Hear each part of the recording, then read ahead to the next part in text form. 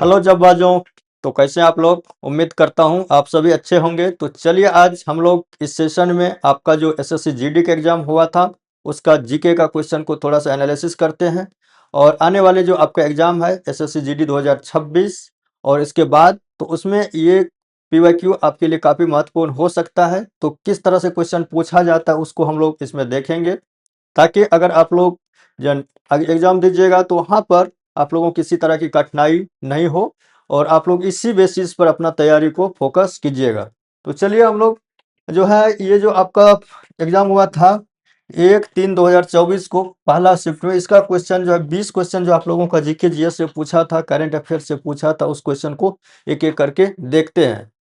तो जो आपका जो पहला क्वेश्चन पूछा था कि निम्नलिखित में से किस नृत्य शैली को एक हार्य मतलब के रूप में वर्गीकृत किया गया है। एक हर्ष का मतलब होता है कि सिर्फ एक ही आदमी जो है सारा जो है परफॉर्म करता है पूरे नृत्य को। तो इसमें से ऐसा कौन सा नृत्य है जिससे कि एक हार के रूप में वर्गीकृत किया गया है, यानी कि एक ही आदमी अलग अलग रोल को प्ले करता है, उसी को एक हार्य कहा गया है। ठीक है, देखिए इसमें है भरतनाट्यम, ओडिसी, शास्त्रीय नृत्य और कथक। तो इसमें भरतनाट्यम जो होता है इसमें एक ही जो ये होता है परफॉर्मर होता है, नृत्य करने वाले होता है, वही अलग अलग रोल प्ले करता है, अलग अलग रोल को प्ले करके जो है नृत्य करता है। तो इसीलिए इसमें एक हार्य की अगर बात की जाए तो भरतनाट्यम जो है ऐसा नृत्य है जो कि एक हार्य शैली के रूप में प्रसिद्ध है। ठीक है, चलिए हम लोग अगला क्वेश्चन देखते हैं। आप लोगों का अगला क्वेश्चन है 15 नवंबर 2023 को प्रधानमंत्री श्री नरेंद्र मोदी द्वारा विकसित भारत संकल्प यात्रा, क्या था विकसित भारत संकल्प यात्रा? ये काफी महत्वपूर्ण अभियान था जिसकी शुरुआत की गई थी। तो ये करंट अफेयर से क्वेश्चन पूछा था। करंट अफेयर्स उस समय काफी ये न्यूज में था, काफी जो है चर्चा में रहा था। इस वजह से एसएससी जीडी में ये क्वेश्चन पूछा गया था। ठीक है, तो इसका जो सही आंसर हो जाएगा, ये खुटी क्योंकि फैक्चुअल क्वेश्चन है, यहाँ पे कुछ एक्सप्लेनेशन की जरूरत है नहीं। जहाँ पर भी एक्सप्लेनेशन की जरूरत होगा, जहाँ पे भी क्वेश्चन में कंसेप्ट होगा तो कंसेप्ट को भी यहाँ पर बता दिया जाएगा। ठीक है, तो देखिए ये फैक्चुअल क्वेश्चन था, करंट अफेयर्स में था, काफी न्यूज में रहा था, इसलिए क्वेश्चन पूछा है। तो इसका राइट आंसर हो जाएगा खूंटी झारखंड से जो है विकसित भारत संकल्प यात्रा अभियान को हरी झंडी दिखाया गया था। देखिए अगला क्वेश्चन है भारतीय जनगणना के संदर्भ में साक्षरता प्रतिशत की परिभाषा क्या है? कहने का मतलब है कि किसे साक्षर माना जाएगा, जनगणना के अनुसार किसे साक्षर माना जाएगा। तो जनगणना जब होता है तो आप लोग उसका डाटा में देखते हैं कि हमारी देश की या राज्य की, हमारी जिला की कितनी जो है जनसंख्या जो है साक्षर है या निरक्षर है। ठीक है, तो ये सारी उसमें जो है डेमोग्राफिक डेटा होता है। तो साक्षर की अगर बात की जाए जनसंख्या के अनुसार, जो जनसंख्या के अनुसार किसे साक्षर माना जाएगा, तो इसमें जो आपका जो ऑप्शन दिया गया है कि 7 वर्ष या उससे अधिक आयु के लोगों का प्रतिशत जो किसी भाषा को पढ़ और लिख सकते हैं। दूसरा ऑप्शन है कॉलेज डिग्री धारकों का प्रतिशत। तीसरा ऑप्शन है उन लोगों का प्रतिशत जो अंग्रेजी पढ़ और लिख सकते हैं। और चौथा ऑप्शन है उन लोगों का प्रतिशत जो बुनियादी अंक गणितीय गणनाएं कर सकती है। अगर इस ऑप्शन को देखें तो ऑप्शन नंबर ए जो आपका है कि 7 वर्ष या उससे अधिक आयु के लोगों का प्रतिशत जो किसी भी भाषा को पढ़ सकता है, किसी भी भाषा को पढ़ सकता है और लिख सकता है, साथ ही साथ उसको समझ भी सकता है, यानी भाषा को समझ भी सकता है, लिख भी सकता है और पढ़ भी सकता है, उसी ही साक्षर माना जाएगा। अदरवाइज या अन्यथा उसे क्या निरक्षर माना जाएगा। तो इस चीज को आप लोग याद रखिएगा। जनगणना 2011 के अनुसार जो था, 2011 में हम लोगों का अंतिम जनगणना हुआ था, तो उसके अनुसार 7 वर्ष या उससे अधिक आयु के लोगों को साक्षर माना जाएगा जो किसी भाषा को समझ सकता है, पढ़ सकता है और लिख सकता है। ठीक है, इस पॉइंट को आप लोग याद रखिएगा। चलिए हम लोग अगला क्वेश्चन लेते हैं। तो हम लोगों का अगला क्वेश्चन है कि निम्नलिखित में से कौन सा भारतीय संविधान में उल्लेखित राजनीति का निर्देशक सिद्धांत नहीं है? क्या पूछ रहा है कि नीति का निर्देशक सिद्धांत, ठीक है। तो इसमें डीपीएसपी में कौन सा नहीं आता? देखिए, राजनीति का निर्देशक सिद्धांत कितने से कितने अनुच्छेद में दिया गया है? भारत के अगर संविधान की जो धारा को आप लोग पढ़े होंगे, अगर पॉलिटिक अच्छे से पढ़ेंगे तो आप लोगों को पता होगा कि अनुच्छेद 36 से लेकर के अनुच्छेद 36 से 51 के बीच में राज्य के नीति निर्देशक तत्व के बारे में बताया गया है। और ये भाग किसमें है? भाग 4 में है। किसमें है? भाग 4 में है। भाग 4 में ये है, ठीक है। ये भाग 4 में कितना? 36 से 51 में। ये पूछ रहा है कि ये जो 4 आपका ऑप्शन दिया गया है, उसमें से कौन सा ऐसा जो ये दिया गया ऑप्शन है वो नीति निर्देशक तत्व में नहीं आता है, ये पूछ रहा है। तो देखिए, कृषि एवं पशुपालन का गठन, अगर इसकी बात की जाए तो ये अनुच्छेद 48 में दिया गया है, ये तो आता है। नागरिकों के लिए सम्मान, नागरिक संहिता अनुच्छेद ये 44 में दिया गया है, ये भी आता है। विधायिका को कार्यपालिका से अलग करना, देखिए ये जो है यहाँ पे ट्विस्ट किया गया है क्वेश्चन में कि विधायिका को कार्यपालिका से अलग करना, नहीं, विधायिका को नहीं है, यहाँ पे है न्यायपालिका को। न्यायपालिका को जो है, न्यायपालिका को कार्यपालिका से अलग करना, ये चीज दिया गया अनुच्छेद आपको 50 में, ठीक है।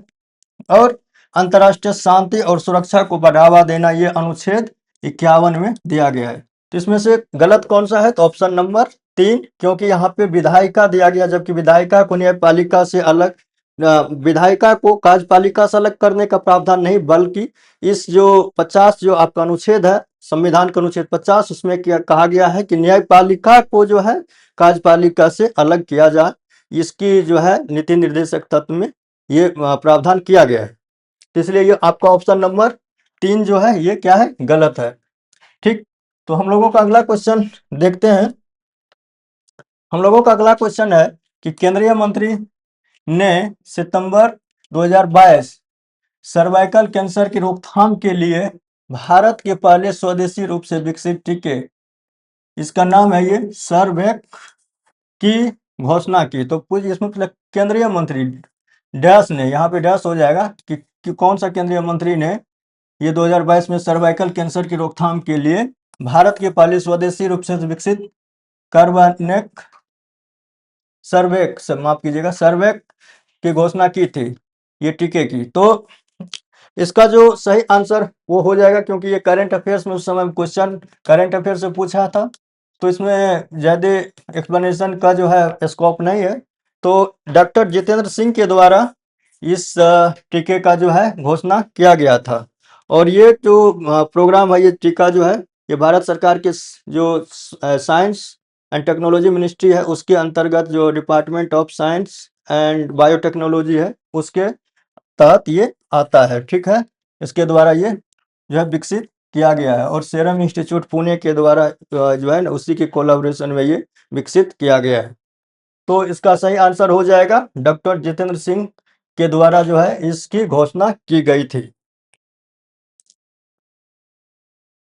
देखिए, हम लोगों का अगला क्वेश्चन है कि 1951 में प्रथम एशियाई खेल कहाँ आयोजित किए गए थे? तो आप लोगों को पता होगा कि 2023 में भी एशियाई खेलों का आयोजन किया गया था। तो इसीलिए उससे जो ये करंट अफेयर्स में था, इसलिए क्वेश्चन को पूछ लिया स्टैटिस्टिक्स के रूप में कि एशियाई खेलों का आयोजन सबसे पहली बार कब किया गया था। तो जब भी आप लोग करंट अफेयर्स को देखते हैं, खास करके खेल को, तो उसमें ये भी देखना पड़ता है कि कौन सा खेल कब शुरू हुआ था, कितने जो है भारत को उसमें क्या क्या प्रदर्शन रहा, कैसा प्रदर्शन रहा, कितने जो है मेडल जीते। तो इस चीज़ को भी आप लोग ध्यान रखिएगा। तो सबसे पहले एशियाई खेल नई दिल्ली में 1951 में आयोजित किया गया था। इस चीज़ को याद रखिएगा, जो एशियाई खेल प्रथम बार नई दिल्ली में ही आयोजित किया गया था 1951 में। चलिए हम लोग अगला क्वेश्चन लेते हैं। हम लोगों का अगला क्वेश्चन है खुदाई खिदमतगार। खुदाई खिदमतगार के संस्थापक कौन थे? तो आप लोग जो है हिस्ट्री को पढ़े होंगे, मॉडर्न हिस्ट्री, आधुनिक भारत को पढ़े होंगे, आधुनिक भारत के इतिहास को पढ़े होंगे। काफी आसान क्वेश्चन है, और काफ़ी ये क्वेश्चन जो पूछा भी जाता है, कई बार पूछा जाता है, अलग अलग एग्जाम में कई बार इस क्वेश्चन को पूछा है। तो इसका जो राइट आंसर हो जाएगा वह हो जाएगा खान अब्दुल गफ्फार खान। इसको जो है फ्रंटियर गांधी के नाम से भी जाना जाता है, सीमांत गांधी के नाम से भी जाना जाता है। और एक चीज आप लोगों को जो याद रखना है, खान अब्दुल गफ्फार खान के इसके द्वारा या इनके द्वारा जो मूवमेंट शुरू किया गया था उसको लाल कुर्ती मूवमेंट के नाम से भी जाना जाता है। और भारत सरकार ने जो है 1987 में इन्हें भारत का जो सर्वोच्च नागरिक सम्मान है भारत रत्न से 1987 में सम्मानित किया। कब? 1987 में सम्मानित किया। और ये ऐसा पहला व्यक्ति थे जो कि भारत से नहीं होकर के, यानी कि बाहरी ऐसा व्यक्ति थे पहला जिनको कि भारत सरकार के द्वारा भारत रत्न पहली बार दिया गया था। इस चीज को भी आप लोग याद रखिएगा। तो दो तीन चीज इसमें याद रखने का है कि ये किसके द्वारा शुरू किया गया था। तो खान अब्दुल गफ्फार खान, इसको सीमांत गांधी के नाम यानी फ्रंटियर गांधी के नाम से भी जाना जाता है। और इनका जो संगठन था लाल कुर्ती के नाम से प्रसिद्ध था। और भारत सरकार के द्वारा इनको 1987 में भारत रत्न से सम्मानित किया गया था। और ऐसा भारत रत्न पाने वाले पहले गैर भारतीय थे। ठीक है, इस चीज को आप लोग याद रखिएगा। चलिए अगला क्वेश्चन लेते हैं। हम लोगों का अगला क्वेश्चन है कि बास्केटबॉल में दो टीमें होती है और जिसमें प्रत्येक टीम में खिलाड़ी होते हैं। देखिए, खेल और खिलाड़ी से भी क्वेश्चन काफी पूछा जाता है एसएससी जीडी में। तो इस चीज को भी आप लोग याद रखिएगा। जो आपका जो कल्चर है, खास करके नृत्य हो गया, संगीत हो गया, इससे भी काफी क्वेश्चन पूछा जाता है। तो इस चीज को काफी ज्यादा फोकस करना है जब भी आप लोग पढ़ाई कीजिए। तो इसमें जो आपका सही आंसर हो जाएगा ऑप्शन नंबर 4, 5। देखिए, एक साथ कोर्ट पर जो है बास्केटबॉल में एक साथ आपको पता होगा कि बास्केटबॉल का कोर्ट इस तरह से होता है।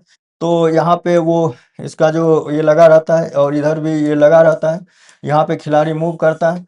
तो इसमें 5 खिलाड़ी इस साइड और 5 खिलाड़ी इस साइड, दोनों तरफ से 5-5 खिलाड़ी होते हैं। हालांकि टीम में 12 खिलाड़ी होते हैं, 12-12, लेकिन एक समय में 5 ही खिलाड़ी कोर्ट पर प्रेजेंट होते हैं। ठीक है, इसके लिए इसका राइट आंसर क्या हो जाएगा? राइट आंसर हो जाएगा 5, यानी कि ऑप्शन नंबर इसका 4 जो है राइट है। चलिए हम लोग अगला क्वेश्चन देखते हैं कि अगला क्वेश्चन है कि कथक शब्द का क्या अर्थ है। कथक तो सुनने में भी लग रहा है कथा से संबंधित कुछ जो कथक है। तो इसका जो सही आंसर हो जाएगा वह होगा कथावाचक।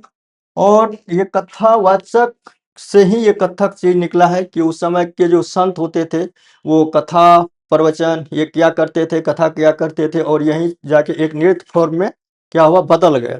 तो इसी को जो है क्या कहा गया, ये कथक कथक कहा गया। और ये कथक कहाँ का नृत्य है? तो इस चीज को आप लोग याद रखिएगा, ये काफी फेमस है। कहाँ पर? ये हमारे उत्तर प्रदेश में। उत्तर प्रदेश में, उत्तर प्रदेश का ये क्या है, नृत्य है, शास्त्रीय नृत्य है उत्तर प्रदेश का कथक। ठीक है, इस चीज को आप लोग याद रखिएगा। और कभी कभी ये पूछ भी लेता है कि कहाँ का ये जो है नृत्य है। ठीक, चलिए हम लोग अगला क्वेश्चन देखते हैं। हम लोगों का अगला क्वेश्चन है कि 2011-12 के आंकड़ों के अनुसार निम्नलिखित में से बिहार की गरीबी दर कौन सी थी। लगभग में पूछ रहा है कि कितनी बिहार की गरीबी दर थी 2011-12 के आंकड़ों के अनुसार।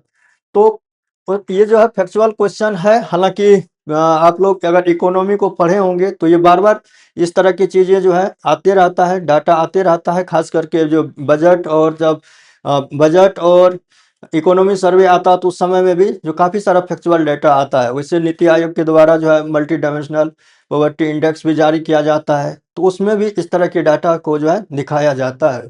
तो 2011 की आंकड़ों के अनुसार अगर देखा जाए तो बिहार की जो है गरीबी लगभग 33.7% थी। वहीं अगर 2004-5 की बात की जाए, 2004-5 में बिहार की गरीबी लगभग 54.07 या 54.7% के आसपास थी। ठीक है, इस चीज को भी आप लोग याद रख सकते हैं।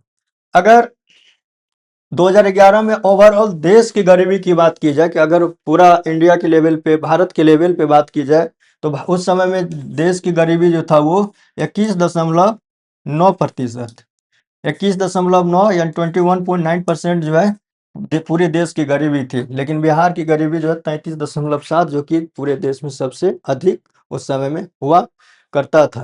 हालांकि अभी जो डेटा लेटेस्ट डेटा आया है 2023-24 का, 23-24 का, तो इसी फिगर को माना जा रहा है, 23.7% को ही माना जा रहा है। माफ कीजिएगा, 33.7% को ही माना जा रहा है। ठीक है, तो चलिए हम लोग अब अगला क्वेश्चन की तरफ बढ़ते हैं। हम लोगों का अगला क्वेश्चन है कि निम्नलिखित में से कौन सा युग्म व्यक्ति और उनसे संबंधित संगीत वाद्य यंत्र, यानी कि इसमें जो आपको एक तरफ जो संगीत वाद्य यंत्र है वो है, एक तरफ उनका जो मशहूर बजाने वाले हैं उसको दिखाया गया है। तो आप लोगों को इसमें से बताना है कि कौन सा जो इसमें जो मैच किया हुआ है, यानी कि सही मैच किया हुआ है। देखिए, तोताराम शर्मा पखावज, ये जो है राइट जो है मिला हुआ है, सही मिला हुआ है, तोताराम शर्मा पखावज का ही है। अगर जाकिर हुसैन की बात की जाए तो जाकिर हुसैन ये बांसुरी वादक नहीं होकर के ये तबला वादक, क्या क्या थे, तबला वादक थे, तबला वादक, और बहुत ही प्रसिद्ध तबला वादक रहे हैं। कौन, जाकिर हुसैन। तो इनकी जो है, इनकी जो तबला वादन में इनकी जो कंट्रीब्यूशन रहा है, इसको देखते हुए भारत सरकार के द्वारा इनको जो है, जो हमारा जो नागरिक सम्मान है पद्म भूषण से, इनको 2014 में सम्मानित किया गया था। 2014 में पद्म भूषण माफ कीजिएगा, से इनको सम्मानित किया जा चुका है। तो जाकिर हुसैन, इसका सही आंसर अगर देखिए तो केवल आपका जो है एक हो जाएगा, ऑप्शन नंबर 1 सही है। जाकिर हुसैन बांसुरी वादक नहीं होकर के क्या है, एक तबला वादक थे, है नहीं थे, अब इनकी मौत हो चुकी है। तो चलिए हम लोग अगला क्वेश्चन को देखते हैं। हम लोगों का अगला क्वेश्चन है, भारत में आर्थिक नियोजन के संबंध में बॉम्बे प्लान की कितने भागों में प्रकाशित किया गया था। फिर अगेन, अगर आप लोग मॉडर्न हिस्ट्री को पढ़े होंगे तो उसमें भी ये चीज दिया हुआ है, और इकोनॉमी में भी जो कुछ बुक है उसमें भी ये चीज दिया गया है। तो बॉम्बे प्लान के बारे में आप लोग पढ़े होंगे, ऐसा मैं उम्मीद करता हूं। अगर नहीं तो थोड़ा सा मैं यहाँ पे बता दूं कि देश की आजादी से पहले 1943-44 में एक चर्चा चल रही थी कि अगर देश को आज़ादी मिली तो किस तरह का जो है प्लान भारत में अपनाया जाए, किस तरह के इकोनॉमिक प्लान या जो है अपनाया जाए। तो उस समय में 8 जो उस समय के बड़े इंडस्ट्रियलिस्ट थे, यानी कि जो बहुत बड़े, जैसे टाटा हो गया, बिरला हो गया, तो इस तरह के जो इंडस्ट्रियलिस्ट थे उनके द्वारा ये बम्बई प्लान तैयार किया गया था। ये 15 वर्षों के लिए था और इसको लागू करना था। ठीक है, तो ये जो है दो भागों में प्रकाशित किया गया था, दो भागों में प्रकाशित किया गया था। एक जो प्रकाशित हुआ था 1944 में, एक भाग 1944 में, और दूसरा भाग जो था 1945 में प्रकाशित हुआ था। तो ये दो भागों में प्रकाशित हुआ था। इसमें आपको आपका जो जे.आर.डी. टाटा, उसके बाद जो है घनश्याम दास बिरला जैसे जो है महत्वपूर्ण इंडस्ट्रियलिस्ट जो है उस समय इस प्लान में शामिल थे। ठीक है, इस पॉइंट को आप लोग याद रखिएगा। तो भारत के नियोजन के संबंध में जो बॉम्बे प्लान है वो दो भागों में प्रकाशित हुआ था, एक 1944 में, दूसरा 1945 में, और इसमें 8 बड़े इंडस्ट्रियलिस्ट शामिल थे। चलिए अगला क्वेश्चन को हम लोग देख लेते हैं कि केंद्र में तेजी से बदलती राजनीतिक स्थितियों के कारण 1990 में भारत की डैश पंचवर्षीय योजना शुरू नहीं हो सकी थी, यानी कि यहाँ था कि कौन सा पंचवर्षीय योजना नहीं शुरू हो सकी थी। तो आप लोगों को पता होगा कि 1990 के दशक में या 1989 के आसपास में देश में एक बहुत बड़ा क्राइसिस चल रहा था। भारत का जो मुद्रा था काफी गिर चुका था। उसके बाद भारत के लिए जो इंपोर्ट करना, आयात जो करते थे, उसके लिए जो मुद्रा का रिजर्व था, जो विदेशी डॉलर में जो हम लोग खरीदते हैं, जो बाहरी मुद्रा होता है, उसकी काफी जो है कमी हो चुकी थी। तो इसके वजह से और काफी अनस्टेबिलिटी भी भारतीय अर्थव्यवस्था में देखने को मिल रहा था। उस समय में गल्फ वार भी चल रहा था, यानी कि उधर आपका जो पश्चिम एशिया में है वहाँ पे वार चल रहा था। इसके वजह से काफी सारी हलचल मचा हुआ था और भारतीय इकोनॉमी जो है काफी डगमगा सा गया था। तो इसी वजह से 1990 में ये योजना शुरू होना था, 1990 में, लेकिन ये 1990 में शुरू नहीं हुआ। 1990 में शुरू नहीं हुआ। ये योजना जो है 1992 में जाकर के शुरू हुआ और 1992 से 1997 तक ये लागू रहा था। तो ये था आपका 8वीं पंचवर्षीय योजना। 8वीं पंचवर्षीय योजना 1992 से 1997 के बीच लागू हुआ था। फिर आपका 9वीं 1997 से लेकर के 2002 तक, ठीक। तो इस तरह से आपका जो है ये पंचवर्षीय योजना लागू हुआ था। तो इस चीज को आप लोग याद रखिएगा कि आपका जो ये 1990 में कौन सा, अगर पूछेगा कि कौन सा पंचवर्षीय योजना था जो कि लागू नहीं हुआ था, तो ये आपका हो जाएगा 8वीं पंचवर्षीय योजना जो कि लागू नहीं हुआ था। ठीक है, इस चीज को आप लोग याद रखिएगा कि 8वीं पंचवर्षीय योजना 1990 में लागू होने वाला था जो कि लागू नहीं हुआ। ठीक, चलिए हम लोगों का अगला क्वेश्चन है कि गीता महालिक किस नृत्य शैली के लिए प्रसिद्ध है। देखिए कितना क्वेश्चन जो है नृत्य और इस शैली से पूछता है, तो काफी सारा क्वेश्चन जो यहाँ से पूछता है। पहले भी हम लोगों ने डिस्कस किया था कि इस चीज को आप लोगों को काफी याद रखना है, 1-2 क्वेश्चन यहाँ से देखने को मिल जाएगा। तो ये जो गीता महालिक है ये ओडिसी का प्रसिद्ध नृत्यगना है, यानी डांसर रही है। तो इसीलिए ये क्वेश्चन काफी महत्वपूर्ण हो जाता है, इसको याद रखिएगा कि गीता महालिक जो ओडिसी का प्रसिद्ध नृत्य शैली की जो है नृत्यगना रही है। चलिए हम लोग अगला क्वेश्चन लेते हैं कि हॉर्नबिल पर्व निम्नलिखित में से किस राज्य में मनाया जाता है। हॉर्नबिल पर्व निम्नलिखित में से किस राज्य में मनाया जाता है।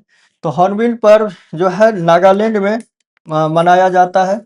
हॉर्नबिल एक पक्षी का नाम है और ये नागा समाज में काफी पूजनीय माना जाता है हॉर्नबिल। तो इसी पक्षी के नाम पर जो है ये पर्व मनाया जाता है। दिसंबर में ये पर्व जनरली मनाया जाता है और काफी प्रसिद्ध, इसको पर्वों का पर्व यानी त्योहारों का त्योहार भी नागालैंड में कहा जाता है। इस चीज को आप लोग याद रखिएगा। तो हॉर्नबिल फेस्टिवल या पर्व जो है नागालैंड में मनाया जाता है और ये हॉर्नबिल पक्षी के नाम पे मनाया जाता है। ठीक है, चलिए अगला क्वेश्चन को हम लोग देखते हैं। हम लोगों का अगला क्वेश्चन है कि वैभव फेलोशिप योजना को लागू करने का उत्तरदायित्व किस सरकारी विभाग के पास है। तो अगेन ये करंट अफेयर्स का क्वेश्चन है, करंट अफेयर्स उस समय था। तो ये इस क्वेश्चन का सही आंसर हो जाएगा विज्ञान और प्रौद्योगिकी मंत्रालय के को ये योजना लागू करने का जो है ये मैंडेट मिला हुआ था। ठीक है, चलिए अगला क्वेश्चन हम लोग देखते हैं। निम्नलिखित में से वेग का एसआई मात्रा, काफी आसान क्वेश्चन है, आप लोग सभी इस क्वेश्चन को जानते होंगे। तो वेग का एसआई मात्रा क्या हो जाएगा, मीटर पर सेकेंड। राइट आंसर इसका तीसरा जो है ऑप्शन सही है, मीटर पर सेकेंड।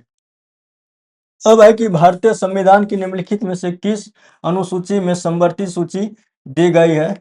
ये क्वेश्चन भी पॉलिटी से है और काफी आसान क्वेश्चन है, आप लोगों ने जरूर पढ़ा होगा। तो ये समवर्ती सूची जो है आपको 7वीं अनुसूची में दिया गया। अगर अनुच्छेद की बात की जाए कि किस अनुच्छेद में है, तो अनुच्छेद आप लोग भी याद रखिएगा 246 अनुच्छेद में दिया गया है 7वीं अनुसूची में समवर्ती सूची। चलिए अगला क्वेश्चन हम लोग देखते हैं। हम लोगों का अगला क्वेश्चन है कि निम्नलिखित में से कौन सा मौर्य शासक चंद्रगुप्त मौर्य का पोता यानी कि ग्रैंडसन था। तो ये भी क्वेश्चन काफी आसान क्वेश्चन पूछा है। अगर मौर्य साम्राज्य के बारे में आप लोगों ने पढ़ा होगा तो आप लोगों ने देखा होगा कि मौर्य साम्राज्य की स्थापना किसने किया था। मौर्य साम्राज्य की स्थापना जो है चंद्रगुप्त मौर्य के द्वारा किया गया था। मौर्य साम्राज्य की स्थापना किसके द्वारा किया गया था, तो चंद्रगुप्त मौर्य के द्वारा किया गया था। और चंद्रगुप्त मौर्य के बाद जो है बिंदुसार मौर्य शासक बना था, बिंदुसार ये दूसरे नंबर पे। और उसके बाद बिंदुसार का जो बेटा था अशोक, ये शासक बना था और काफी महान शासक हुए अशोक, तो आप लोगों को पता होगा। तो इस तरह से अगर अशोक की बात की जाए तो अशोक चंद्रगुप्त मौर्य के पोता हुआ करते थे। ठीक है, तो इसका राइट आंसर क्या हो जाएगा, ऑप्शन नंबर 4 इसका राइट आंसर है। हम लोगों का अगला क्वेश्चन है कि निम्नलिखित में से कौन सा खेल पाकिस्तान का क्या है, राष्ट्रीय खेल है। तो आप लोगों को पता होगा कि भारत और पाकिस्तान का जो है डिवीजन 1947 में हुआ। उससे पहले भारत और पाकिस्तान जब एक था तो उस समय में हॉकी जो है काफ़ी लोकप्रिय खेल हुआ करता था। तो देश की आज़ादी के बाद जब दोनों देश अलग हो गए, उसके बाद भी वहाँ का भी राष्ट्रीय खेल हॉकी ही रहा और भारत का भी राष्ट्रीय खेल हॉकी ही रहा। हालाँकि क्रिकेट जो है जाकर बाद में जाकर के काफ़ी फेमस हो गया दोनों कंट्री में, दोनों देशों में। लेकिन अगर राष्ट्रीय खेल की बात की जाए तो फील्ड हॉकी पाकिस्तान का भी राष्ट्रीय खेल है और भारत का भी राष्ट्रीय खेल है। इस चीज़ को आप लोग याद रखिएगा। तो इस तरह से आप लोगों का 20 क्वेश्चन जो था इस तरह से पूछा गया था और काफ़ी आसान क्वेश्चन सब पूछा था इस खास करके इस सेक्शन में। वैसे भी क्वेश्चन आसान ही पूछता है जीके जीएस से।